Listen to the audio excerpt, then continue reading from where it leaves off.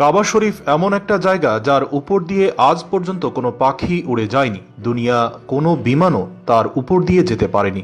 কুদরতি দৃষ্টিকোণ থেকেও তার অবস্থান এমনই যে তার উপর চন্দ্র ও সূর্য অবস্থান করতে পারে না। কোরআন এবং বিজ্ঞান প্রমাণ করেছে যে গোটা পৃথিবীর কেন্দ্রবিন্দু ওই স্থান যেখানে খানায়ে কাবা শরীফ। মহান আল্লাহ রাব্বুল আলামিনের এক বিস্ময়কর সৃষ্টি। মুসলমানদের কেবলা কাবা শরীফ। প্রতি বছর লাখ লাখ মুসলমান কাবা ঘর তাওয়াফ করতে মক্কা গমন করেন। পৃথিবীতে সর্বপ্রথম মহান আল্লাহ তাআলার নির্দেশে ফেরেশতারা কাবা ঘর নির্মাণ করেন। কাবা ঘরকে উল্লেখ করে মহান আল্লাহ তাআলা পবিত্র কোরআনের সূরা আল ইমরানের 96 নম্বর আয়াতে বলেছেন, নিশ্চয়ই সর্বপ্রথম ঘর যা মানুষের ইবাদত রূপে নিরূপিত হয়েছে তা ওই ঘর যা মক্কাতে অবস্থিত।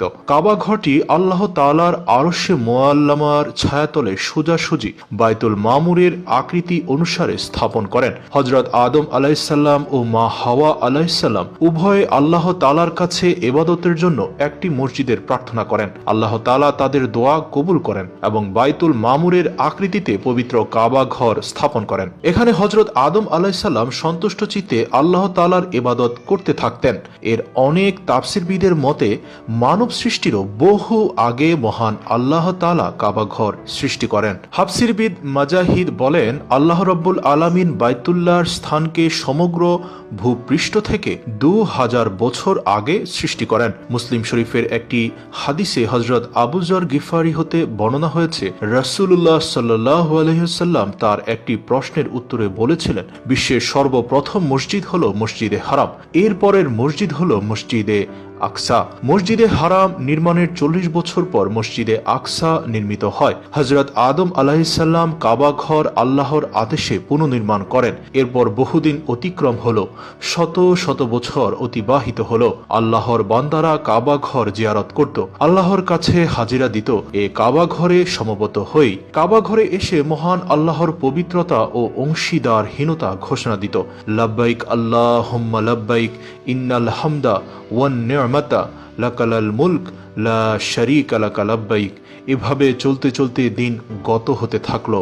এরপর হযরত শীশ আলাইহিসসালাম কাবা ঘর পুনর্নির্মাণ করেন। দিন দিন একাতুবাদের সংখ্যা বাড়তে থাকলো। এরপর কাবা শরীফ নির্মাণ বা পুনর্নির্মাণ করেন হযরতে ইব্রাহিম আলাইহিসসালাম। হযরত ইব্রাহিম আলাইহিসসালাম হযরত ইসমাইল আলাইহিসসালামকে সাথে নিয়ে কাবা ঘর নির্মাণ বা পুনর্নির্মাণ করেন।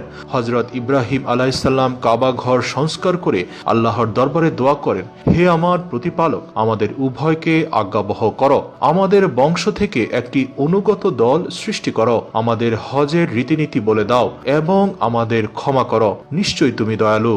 হে প্রতিপালক, তাদের মধ্য থেকে তাদের কাছে একজন পয়গম্বর প্রেরণ করো।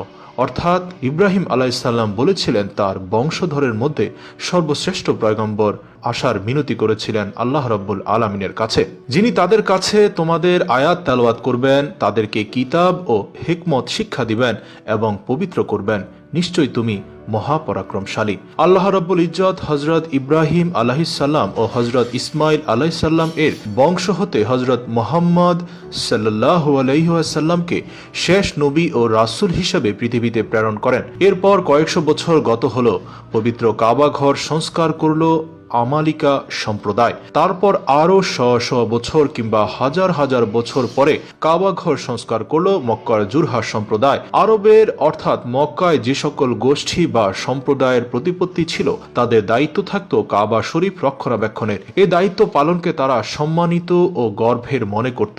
শতাব্দীর পর শতাব্দী অতিবাহিত হলো, কাবা শরীফ ও কাবা ঘরকে সংস্কার করলেন মোজার সম্প্রদায়। মহানবী হযরত মুহাম্মদ সাল্লাল্লাহু আলাইহি সাল্লাম এর নবুয়াত প্রাপ্তির 5 বছর আগে কাবা ঘর সংস্কার করে মক্কার বিখ্যাত কুরাইশ বংশ।